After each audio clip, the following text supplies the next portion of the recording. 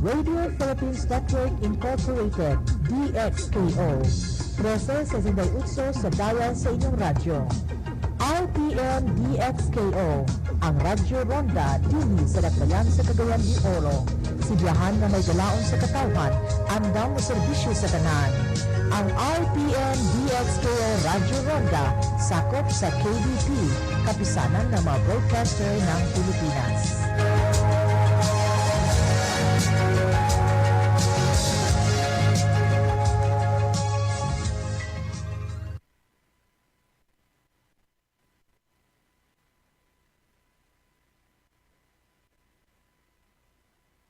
Screen Actors Guild Awards. Who else won?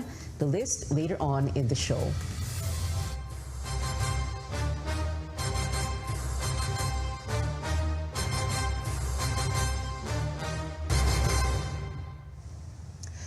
An unprecedented political showdown meant to help the voters. CNN Philippines mounted back-to-back debates for candidates seeking the two highest positions in the country. On Saturday, 7 out of 9 vice presidential bets faced off at the University of Santo Tomas in Manila. Walden Bello caused a commotion in the debate, putting him to the top trending Twitter topics that day. Podiums for Davao City Mayor Sara Duterte and Deputy Speaker Lito Atienza were left empty. An almost complete attendance from presidential candidates the next day. 9 out of 10 candidates stood side by side on one stage for more than 3 hours to talk about corruption, the pandemic, the economy, and other pressing issues. The highly anticipated debate also trended online with hundreds of thousands of tweets. Well, candidates had a chance to talk about how important a debate is for someone applying for president. Our Chrissy Di Matulak has that and other debate highlights.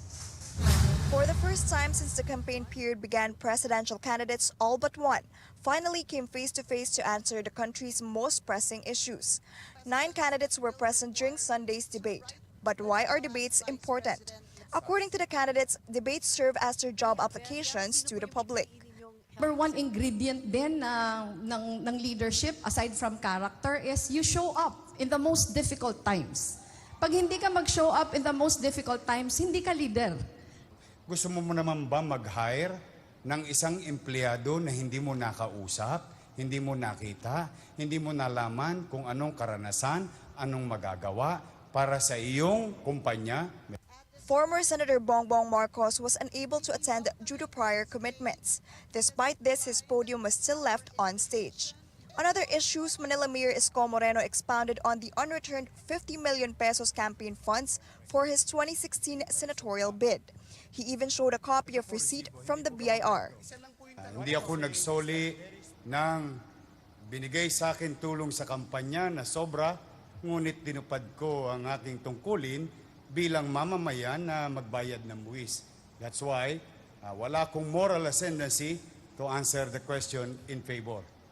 Most candidates favor endorsements from religious groups, but former Defense Secretary Norberto Gonzales clarified that these endorsements should come from groups only and not the whole church. Muslim candidate Faisal Mangondato is in favor of this as long as people can still freely choose their own bets. While former presidential spokesperson Ernesto Abella did not raise his hand on the issue. Candidates meantime were on the same page in fighting corruption. On my first day in office, I will sign a waiver of my rights under the Bank Secrecy Act that will set the tone of my presidency. In the first 100 days, I will do an internal cleansing of the inept, corrupt, and undisciplined government officials and employees. Piniprepare ko na yung plano ko sa pagpatayo ng mega prison dahil gusto ko makita sa kulungan ang mga kawatan dyan sa gobyerno. For the presidential bets, life will go on if election results don't go their way. Senator Manny Pacquiao will push through with his retirement, while Labor leader Leody de Guzman says he will make his way back to the streets fighting for labor rights. Dr. Jose Montemayor, on the other hand, is confident he'd win the race. Hindi ko iniisip yun. Alam mo, board top notcher ako lahat. 7,000 ang kalaban ko. No? Hindi ako nag-isip na mababa lang ako. Just passing. No? I am a board top notcher in everything that I do. The debate capped off with the candidates committing to fair, honest, and peaceful elections. Chrissy De Matulak, CNN Philippines. Bongbong Marcos was the lone candidate who did not show up at the CNN Philippines presidential debate on Sunday. His spokesman Vic Rodriguez insists his absence was because of a conflict in schedule. Rodriguez says Marcos's trip to Pangasinan has been set since January 11th, but was delayed amid the surge in cases. Marcos visited around 20 towns and cities in the vote-rich province over the weekend. We have been trying to keep up with the time, but medyo nalilate kami with our commitments because as you can see, people are really going out para salubungin si presidential candidate Ferdinand Bongbong Marcos Jr. Marcos's attendance in the succeeding debates is still up in the air. The frequent debate skipper said he prefers interviews where he can explain his platform better. Well, the pandemic has changed so many things in our lives, among them the strategic mindset of our next leaders to rise from this health crisis. Last night, CNN Philippines presidential debate revealed the pandemic recovery plan of 9 presidential hopefuls. Our Paulo Barcelon tells us more. Where were you rather in the days, weeks, and months that followed after the president placed Luzon under ECQ? And it may sound like a harmless question, but responses revealed how much 9 presidential candidates in the CNN Philippines presidential debate knew about the pandemic and how best to pull the country out of the crisis. Some candidates looked back at how these events unfolded. Nung mga panahong yon, nasa bahay, nanonood ng telebisyon at nakita ko yung mga policy ng gobyerno na ipapatupad. Nalulungkot ako dahil ang unang-unang ginawa ng Pangulong Duterte ay parang binaliwala yung COVID. Ako naman nagkaroon ng panahon na magnilay-nilay kung ano ang pwede natin gawin at paano makikita kung ano na ang lapit ko sa kalikasan ay medyo imagine natin yan. Kung sakali ka ako magno-normal, palagay ko agrikultura. Ang una nating itutulak kasi kailangan ng pagkain. Kaya po, itong pandemya, kapag tayo ay hindi sumunod sa ating nagtagalikha, talagang tuloy-tuloy po itong pandemya. For others, all current and former officials in government unloaded their plans on how Filipinos can pick themselves up from the pandemic. Nasa Senado po ako at natatandaan ko, tinatanong namin yung mga health officials dahil merong Wuhan couple nagbiyahe galing Cebu, papunta Dumaguete, bumalik na Manila. Tinanong namin, kailan may contact tracing? Ilan na yung na-contact tracing nyo sa mga co-passengers? Ang sagot sa amin, 17%. In Santa Ana Hospital, we created the first infectious disease control center. On the first week, about 16 beds, and in a month time, about 60 beds available. Kaya naging center of COVID patient ang Santa Ana Hospital. I was still with DFA at ang binigyan tugon po yung pagre-repatriate ng ating mga OFWs na nanggagaling sa Middle East and sa Europe at malaki siyang gawain dahil it took maybe something like not maybe mga 400,000 ang mga na repatriate. Tayo po unang lumabas, hindi po tayo nagtago. Una po tayong lumabas at namigay ng face mask, face shield at saka PPEs. A candidate even offers his life to save others. Ang mismong buhay namin, hindi lang bilang doktor, kundi bilang isang mamamayang Pilipino, isang Pilipino na nagmamahal sa ating bayang Pilipinas. Yan po, buhay, hindi gamit. But for the only woman who attended this debate, it was a litany of accomplishments, too long to list in 90 seconds. Naglagay po tayo ng mga dormitories. Wala na pong trabaho yung mga toda natin. Naglagay po tayo ng community marts. Nag-launch po tayo ng Bayanihan Eskwela nung wala ng paaralan. Mayroon tayong mga community learning hubs. Nag-launch po tayo ng Bayani Hanap Buhay para dun sa mga nawalan ng trabaho. Meron po tayong Vaccine Express, meron tayong Swab Cab, meron po tayong Bayanihan e-Consulta. Why are discussions about the pandemic important in debates? The answer may be debatable, but one thing is for sure. The next set of leaders we will elect should lead the country out of one of the biggest health crises the world has ever faced. Paulo Barcelon, CNN Philippines. Presidential candidate Bongbong Marcos and his running mate Sara Duterte are leading in the latest voter preference survey by the Okta Research Group.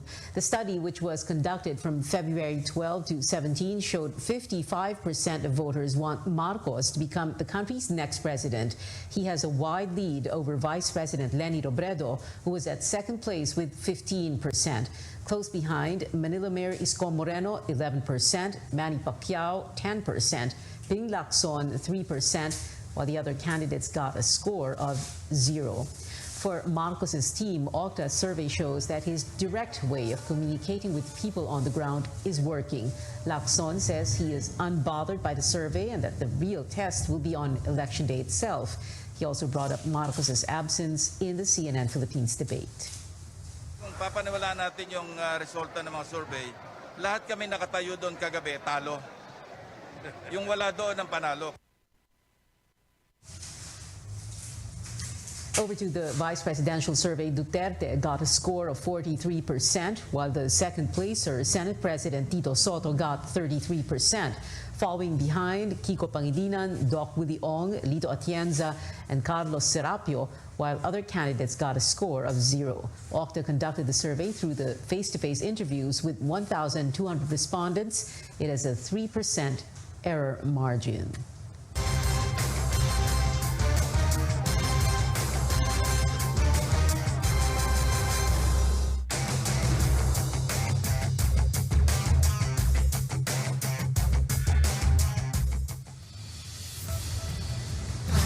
Coming up, a day before Metro Manila shifts to the lowest alert level, the health department sees a record low in new COVID-19 cases. And while peace talks are underway between Russia and Ukraine, how are efforts to bring Filipinos out of harm's way in the Eastern European country? We find out after the break.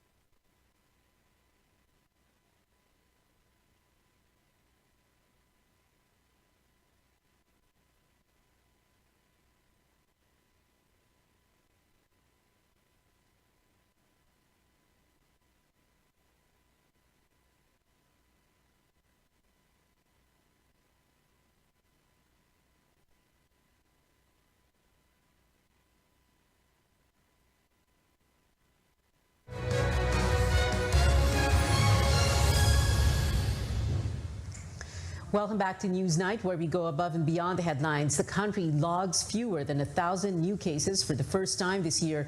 The health department reported 951 fresh cases today, the lowest since the surge began in December 2021. Total tally is at over 3.6 million, with only 52,179 active cases. 5 laboratories did not submit data. The drop in new cases comes just a day before the National Capital Region downgrades to the lowest alert level. What again can we expect under Alert Level 1? Here's Trisha Terrado with that report.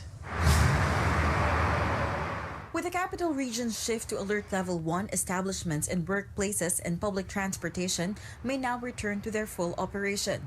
Although flexible and work-from-home setup may still be in place. 100% seating capacity is now allowed in all kinds of public transportation, while acrylic and plastic dividers are no longer required. Ang number coding scheme po na kasalukuyang ini-implement po natin ay mananatili. Ito po ay Monday hanggang Friday, 5 to 8 p.m. Pero pinag-aaralan na po natin yung posibilidad na expand po yan sa 7 to 9 a.m. However, proof of full vaccination will be required for individuals 18 years old and above before participating in mass gatherings and indoor activities. Children ages 17 and below will not be required to present a proof of vaccination status. Kailangan po, meron din po tayong angking pagdidesisyon na pag nakita natin na maramihan ng tao, mga mass gatherings, tayo na po ang mag-self-regulate. Kung sa tingin natin hindi natin mapapatupad ng gusto ang ating pag-mask o yung physical distance na kailangan, tayo po ay pumunta lang dun sa mga talagang kailangan natin puntahan. Contact tracing efforts such as the health declaration forms and digital contact tracing apps like staysafe.ph are now only optional.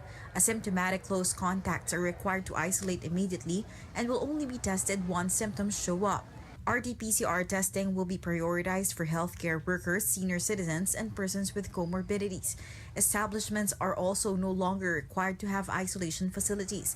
Authorities say the government can tighten restriction if and when a new variant that possesses serious danger comes or when hospitals get filled up quickly.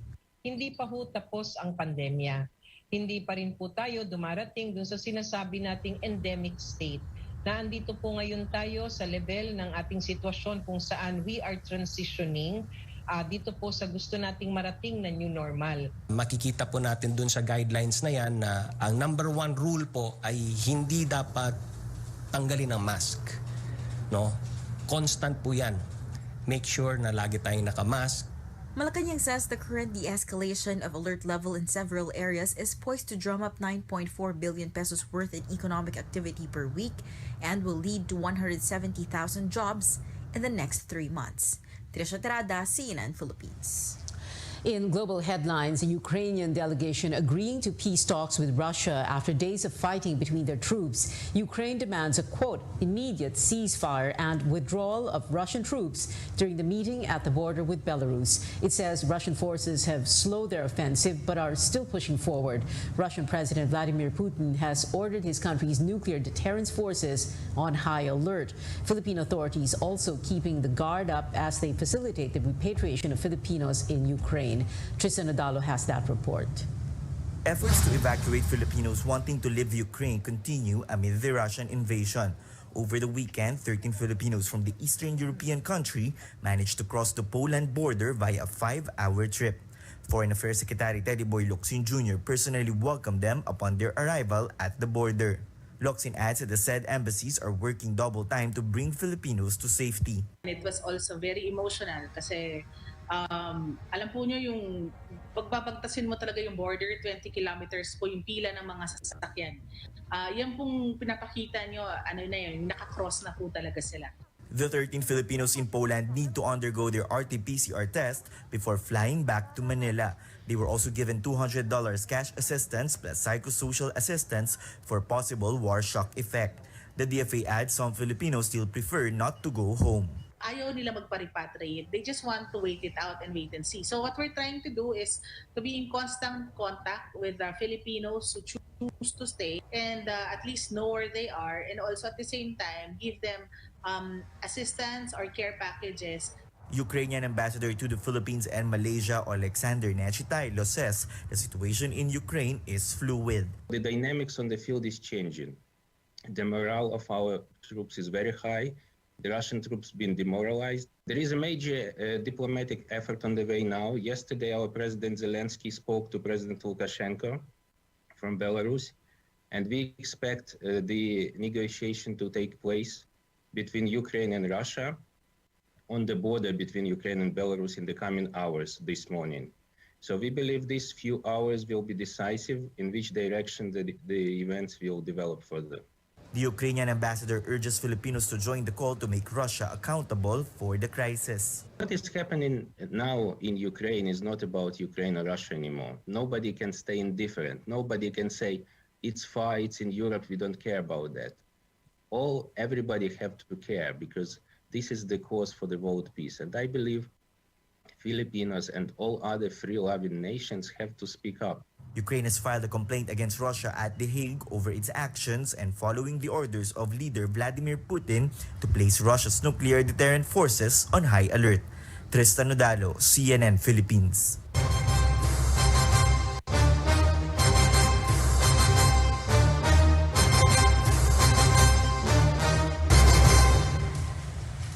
It was the vice presidential candidates who first stood on the CNN Philippines debate stage. How can they fight corruption? Amor Santos tells us what some of their plans are.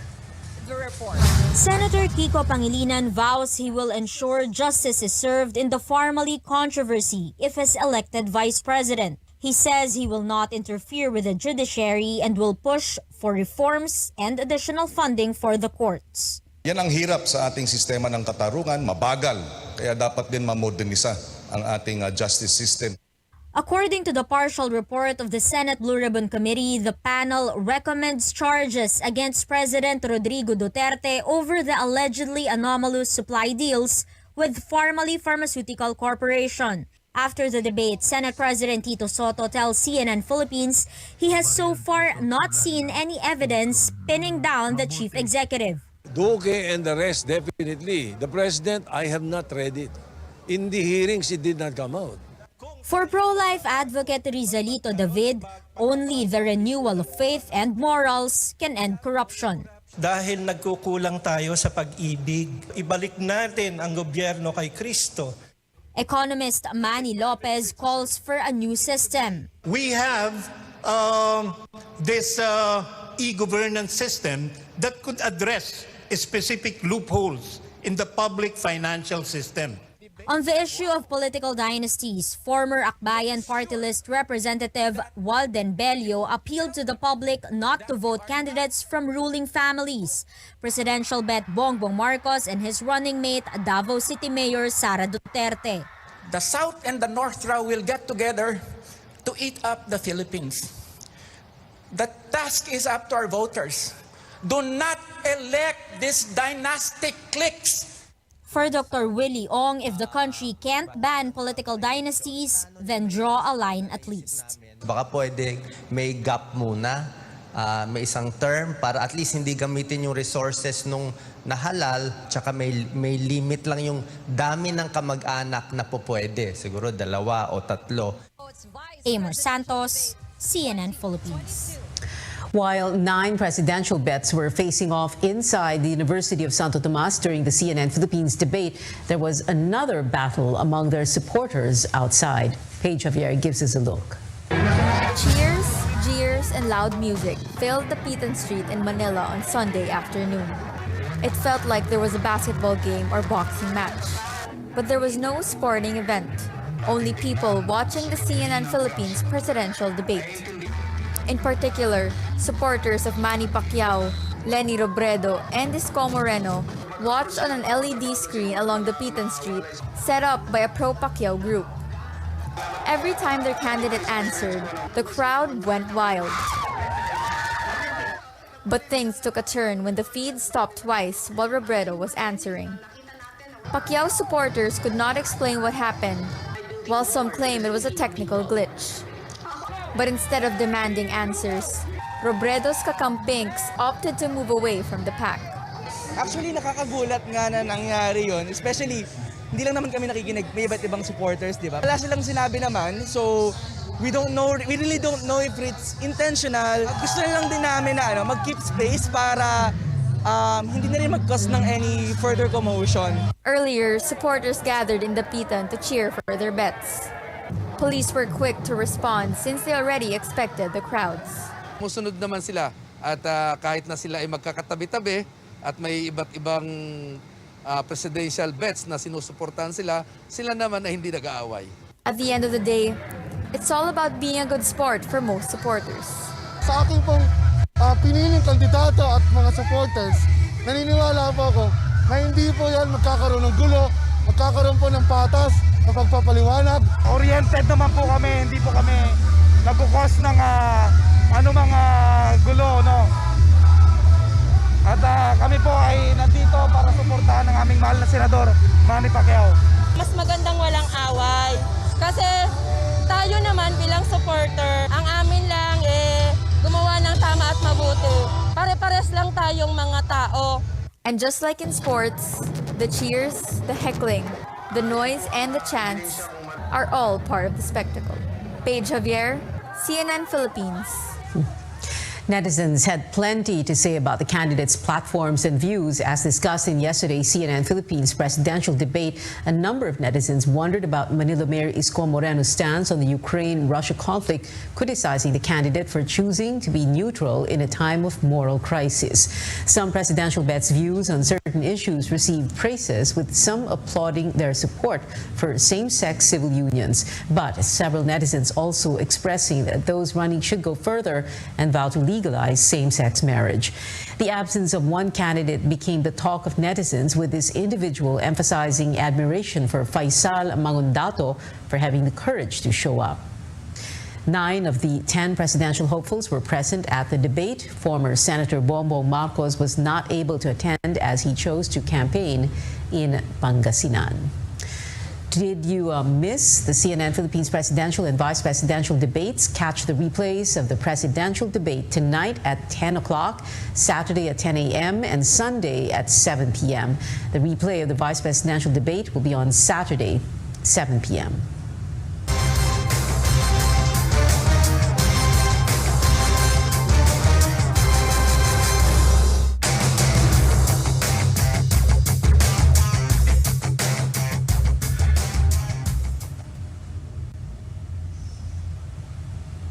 Still on Newsnight, find out the winners of this year's Screen Actors Guild Awards, and the top 50 list for the Miss Universe Philippines is out. Some veteran beauty queens are in the running. Find out who they are after this break.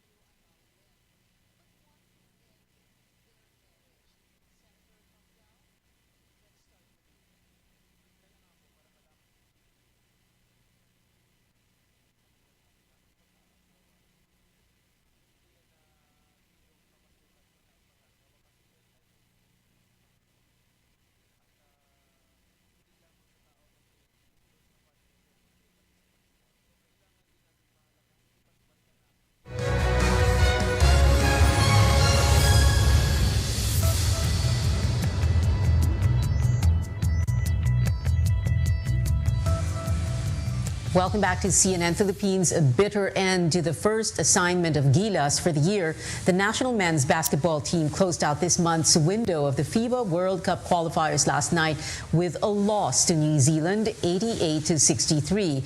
The disappointing home court defeat led some fans at the Araneta Coliseum to chant, "We want Baldwin," referring to former head coach Tab Baldwin, who left the team last month. Current coach Chot Reyes tells CNN Philippines Sports Desk he is not paying mind to the criticism. Did not hear it last night, to be very honest. Okay. But my family, people already told me about it, and just very honestly, I expected it. I came into this job. I accepted this job with my eyes wide open.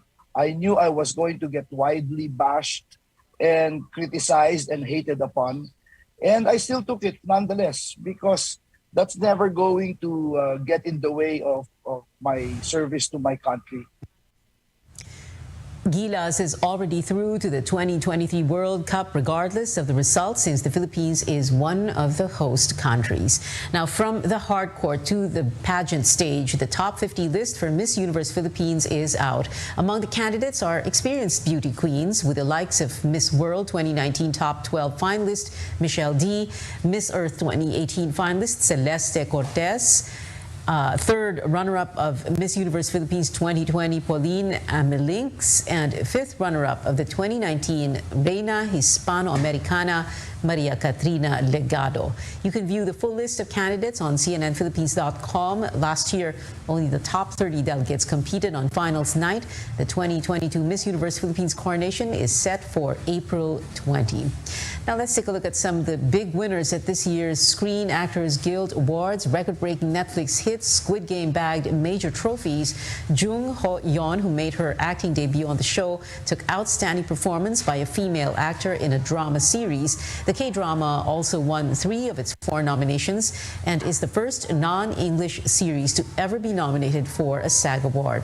As for movies, Coda also made breakthrough wins, nabbing both categories it was nominated for. It is the only SAG Award film ensemble winner with several deaf characters actually portrayed by deaf actors. And that is it for now. Join me again on News.ph at 7 p.m. I'm Pia Ontiveros for Newsnight, where we go above and beyond the headlines.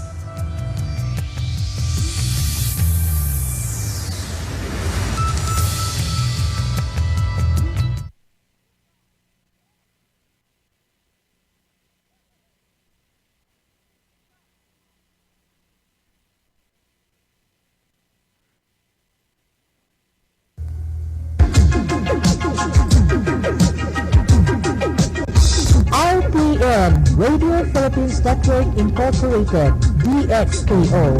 13 sa Zinday Utso sa dial sa inyong radyo. RPN DXKO, ang Radyo Ronda, dili sa Dakbayan sa Cagayan de Oro. Sibiyahan na may galaon sa katawhan, andam na serbisyo sa tanan. Ang RPN DXKO Radyo Ronda, sakop sa KBP, kapisanan ng mga broadcaster ng Pilipinas.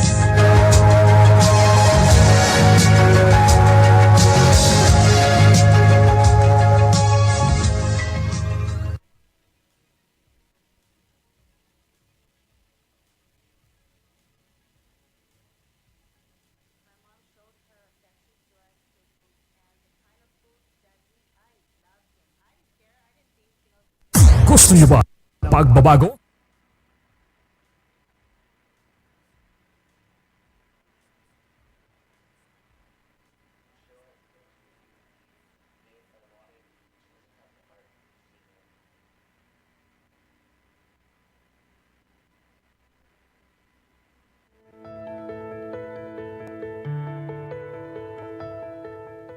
Another COVID-19 variant named Omicron is said to be the cause for the surge in cases in the Philippines and globally. There's been a lot of discussion about this new variant, and from what we know so far, it's highly transmissible, meaning each person infected is infecting more than one person faster, resulting in an explosion of cases. But the good news is early studies show that Omicron is causing milder symptoms than previous variants. We also now have more tools at our disposal to deal with this variant than we did with past variants in 2020.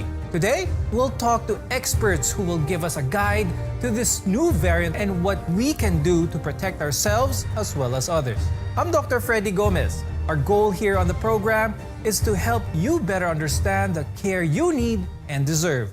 You're watching MedTalk Health Talk on CNN Philippines.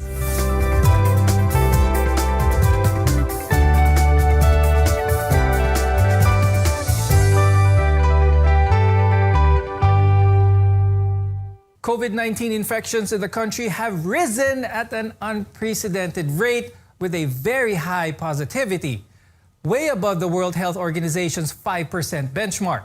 Our guests today will tell us everything they know about this new variant. So let's welcome our guest for today. With us is Dr. Alex Huson, who is an infectious disease specialist from the Philippine Society for Microbiology and Infectious Diseases, as well as the Binyan Doctors Hospital.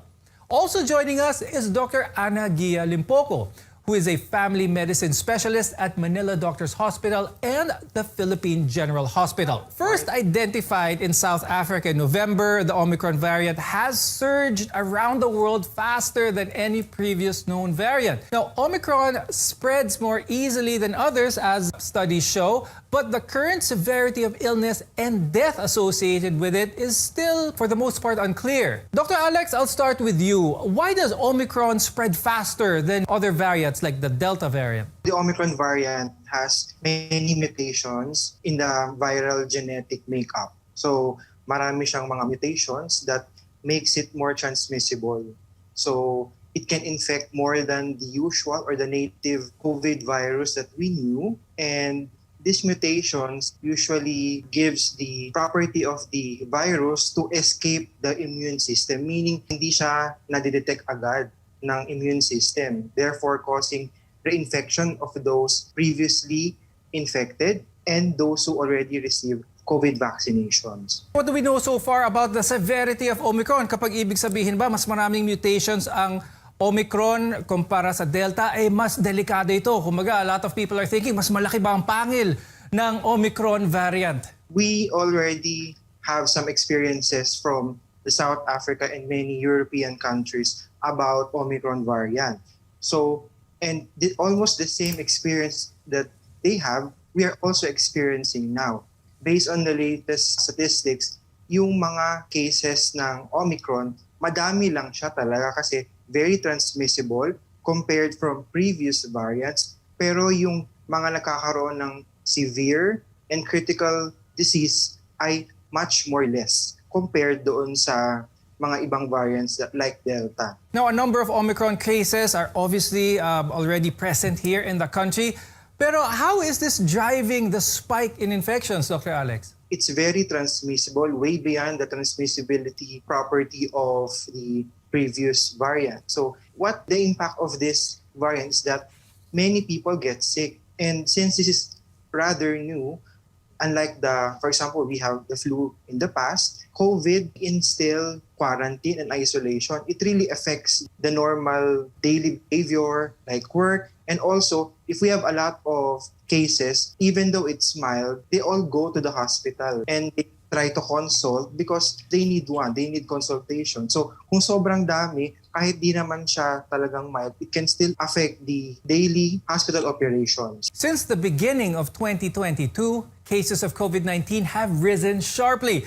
Dr. Ana, how worried should we be about the rise of COVID-19 cases? Based on previous experiences, there are probably reports na in 2 to 3 months talaga makikita natin yung peak nito. So if we started like January, siguro we can still see a peak until March, no? So based on the previous experiences. Meron bang mga simptomas na kakaiba na nakita lang natin dito sa Omicron? In terms of the symptoms, it still refers to the upper respiratory tract symptoms, no? So by experience, what we commonly see right now for patients, mas marami ang nagpipresent with sore throat, cough and colds pa rin. Some may or may not have fever, but yun yung mga symptoms pertaining to the upper respiratory tract. So parang yun yung nakikita namin ngayon in clinics na common sa mga nagpapa-check up. Compared to the previous ones na may cough and cold pa rin, may sneezing, etc., not so common on the sore throat. But still, meron pa rin kaming questions about may anosmia ba, ibig sabihin may pang-amoy ba or may panglasa ba yung pasyente. So these are the things that we must check, no? And also advise our patients to monitor or to look into, lalo na when they start to have these symptoms. This new variant seems to have a shorter incubation period. This means that after a person is exposed, it takes as few as 2 or even 3 days for them to develop symptoms, becoming contagious, and they will test positive as compared to 4 to even 6 days sometimes with the Delta variant. Some studies point out that a person is infectious even before they develop symptoms. Now, for most people, Omicron appears to result in mostly mild to moderate illness that can resemble the common cold or the flu. Dr. Ana, pag ito yung mga simptomas sa pangkaraniwan, does this mean na hindi aabot sa severe illness ang merong Omicron? When we say pag meron na tayong cough and cold or all these symptoms, I would agree na kailangan mag-quarantine ka na and then have yourself checked by the doctor. Magpa-test kung kailangan. Now, there's a caveat for here. Kailangan yung mga may comorbids, sila sana yung mga ma-prioritize na mapatest natin. Why? Because these are the vulnerable ones na pwedeng magkaroon or mag-progress into a moderate to severe COVID regardless of the variant. So meaning ito yung mga elderly, may hypertension, may diabetes, or may other conditions that may potentially be affected at pwedeng mag-progress into moderate severe COVID. So kahit Delta man yan or Omicron variant pa yan. When we return, we'll talk about how effective the current vaccines are against Omicron. We're your connection to healthcare. You're watching MedTalk Health Talk.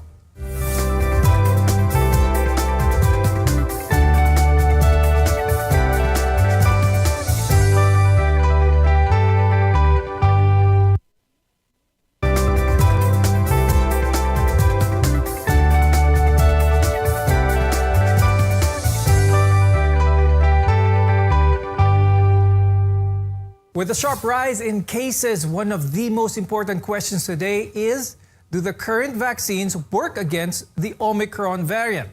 I'm Dr. Freddy Gomez, and you're watching MedTalk Health Talk. We're together in health. Dr. Alex, why do vaccinated people still get infected if they are already vaccinated, sometimes even boosted?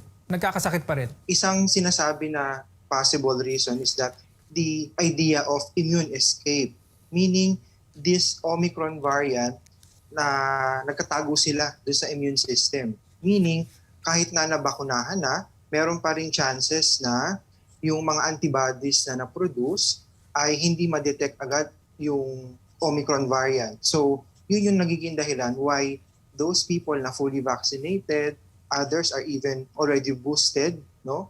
Magkakaroon pa rin sila ng Omicron variant. Pero, still, if you are fully vaccinated, receive booster doses, definitely the chances of getting severe illness is mababa talaga. Dr. Ana, alam na ba natin for sure how does Omicron affect naman yung mga unvaccinated people? Well, it's the same thing with all the other variants for COVID-19. So whether or not yung mga variants natin out there for COVID-19 sa mga taong hindi vaccinated, there's really a potential that the disease may progress into something moderate or severe. The thing is, when we do the RT-PCR testing, hindi naman yan na-identify right there and then if this is Omicron or not until we do genome sequencing. One of the most common vaccines used in the country is Sinovac.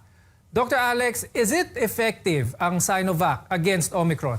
Yung mga nabigyan ng Sinovac, effective pa din siya against Omicron. Especially kung pag-iusapan natin is yung pag-decrease or pagbaba ng chances of getting severe and critical COVID. When it comes to boosters, is it okay na parehong brand? Kung Sinovac ang primary series ko, booster ko Sinovac, or should I look for another type of booster? There are evidence na after some time, yung mga antibodies nag-decrease. So, for example, if you get Sinovac for your primary dose, may study po nagsasabi na better po ang magiging effect pagdami ng antibodies if you receive another type of vaccine or what we call as the heterologous vaccination. So for example, yung una mo, Sinovac, then for your booster dose, you will be receiving other brands, Pfizer or Moderna.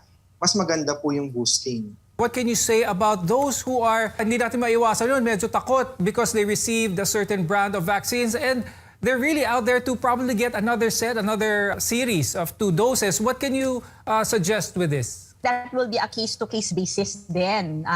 We have to check prior to vaccination kung ano ba yung naging reaction. Probably the person had a severe adverse reaction with the previous vaccine. Kaya ganun yung kanyang experience and doesn't want to have the similar reaction as well. That's why pwedeng another set of vaccines yung mabigay sa kanya. Dr. Ana, can at-home test kits be used to detect infection? And syempre marami nagtatanong yung accuracy ng mga test kits na available sa market ngayon. As we speak siguro, no, may listing naman ng FDA kung ano yung mga approved talaga. But I have to remind the people that when we do the home test kit, dapat trained yung gagawa niyan. Hindi pwedeng basta lang you do parang the usual test lang. Healthcare provider ang gagawa ng test sa inyo. That's one. Number 2 is, kailangan alam kailan ba gagawin ang test na ito kasi may timing din yan. And then number 3, we have to also think of how to properly dispose it. So if you are not sure of those things, better to ask your doctor or any healthcare provider before doing that home test kits yourselves. Kapag nag-positive sa any of these tests, RT-PCR or home antigen tests, anong dapat gawin ng ating mga viewers? First step ay mag-isolate na agad. Then, syempre, mag-consult po sa doctor para malaman po yung mga tamang medications that you will be taking in. Huwag po tayo basta mag-iinom ng mga medications na walang payo ng doktor. Kasi, for example, hindi naman po lahat ay perfectly well. Marami po sa mga patients ay mayroong mga iba't ibang mga health issues. May hypertension or diabetes. So, there will be some peculiarities in managing this patient. So, the best is to still consult your doctor. You know, these home test kits are, in one end, very convenient for them. It gives them some information. But what can you say about how they should treat that information? Because I'm sure, konting sore throat lang, konting ubo lang, gusto nilang magpa-test kagad. The most accurate pa rin is doing the RT-PCR. So when you do your home test kit at home, no, at let's say marunong naman talaga kayo and it turns out to be positive, most likely when you do the RT-PCR, positive rin yan. But then again, no, I have to warn everybody na kailangan trained yung gagawa niyan. The second point that I want to emphasize is that if you are symptomatic and if you have comorbidities, magpa-RT-PCR na kayo. Huwag na mag-home test kit. Despite new variants, the spread of COVID-19 can be prevented by following safety protocols and adopting a healthy lifestyle. We'll talk about this and more when we return. Your health is our mission. This is MedTalk Health Talk. We'll be right back.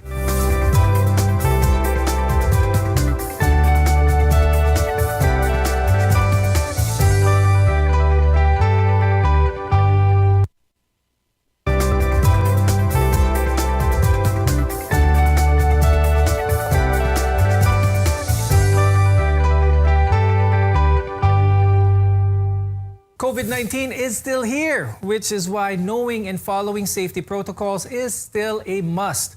I'm Dr. Freddy Gomez and you're watching MedTalk Health Talk, where your care always comes first. Even if Omicron causes less severe disease, according to studies, it shouldn't be dismissed as mild. The number of cases can overwhelm the healthcare system and cause many, many problems. We must continue to protect ourselves and protect each other. Dr. Ana, please walk us through the tips on how to keep ourselves COVID-free. I have to emphasize yung safety precautions natin, hand washing, physical distancing, social distancing, following the protocols. If you're symptomatic, mag-quarantine ka na kaagad and then have yourself checked as well. And then also yung properly wearing of masks. Yan, importante. Dr. Alex, when it comes to masks, ano yung most effective mask? Dati, nung Delta, okay na yung cloth mask was deemed okay because of the shortages of masks. But when it comes to Omicron, ano yung pinaka-effective na mask na dapat meron tayo? About masking, ang pinaka-okay for the general public pa din is the surgical mask that yung merong blue sa labas, white sa loob. So, ang transmission naman is still droplet. So, ang talagang best pa din para sa general public ay yung blue mask. Dr. Alex, yung pagdo-double mask, is this now the norm? Is this still recommended? No, hindi naman kailangan na double masking, no? Hindi pa yan talaga ina-advocate sa ngayon kasi nga droplet ang transmission ng COVID. So, single mask, properly worn correctly, and disposed properly will really be enough for protecting us against COVID. Aside from following safety protocols, keeping your immune system strong is one of the ways we can protect ourselves from COVID-19. Dr. Ana, what are some of the things that we should do daily in order to keep ourselves healthy? Eat well, sleep well, hand washing, take your vitamins, take medications if you have maintenance medications, and then always protect yourself, keep yourself protected by wearing the mask properly, hand washing, physical social distancing din. So I think those are the things na kailangan. It's part of our day-to-day living already. Many people feel that since mostly mild ang cases ng Omicron, people should just get infected naturally and get it over with, kung tawagin. Dr. Alex, what is the danger in this form of thinking? Very dangerous yung gagawin mo kung naisip mo na magpahawa ka na lang para tapos na, no?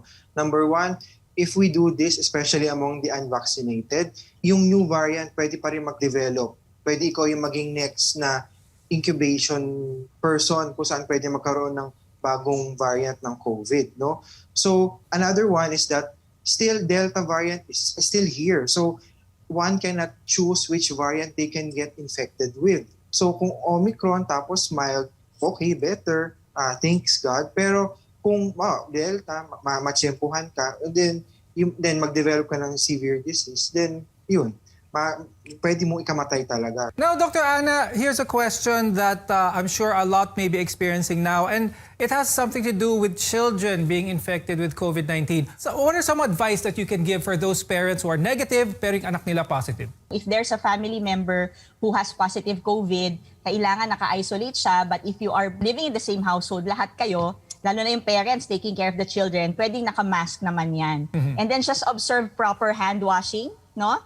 Social distancing, pwede namang pag fini-feed yung bata, kung kaya naman niyang kumain, basta nakabantay ka lang sa kanya. And then, continue yung vitamin supportive treatment, hydrate the child kasi kailangan well-hydrated pa rin siya. And give medications as prescribed by the doctor. Of course, constant monitoring or coordination with your medical provider or your pediatrician or family physician is needed para mag-guide yung parents in taking care of their child na may COVID. Dr. Alex, when it comes to boosters, balik tayo sa mga boosters sandali. A lot of people may be in isolation or quarantine because of being infected with COVID and they are probably due for their booster shots. Anong advice mo sa timing? Kailan ba sila dapat magka-booster shot? Pwede bang right after isolation or should there be a gap? The best is to prepare your body. So physically, kailangan makarecover ka muna from the COVID infection, even if it's mild.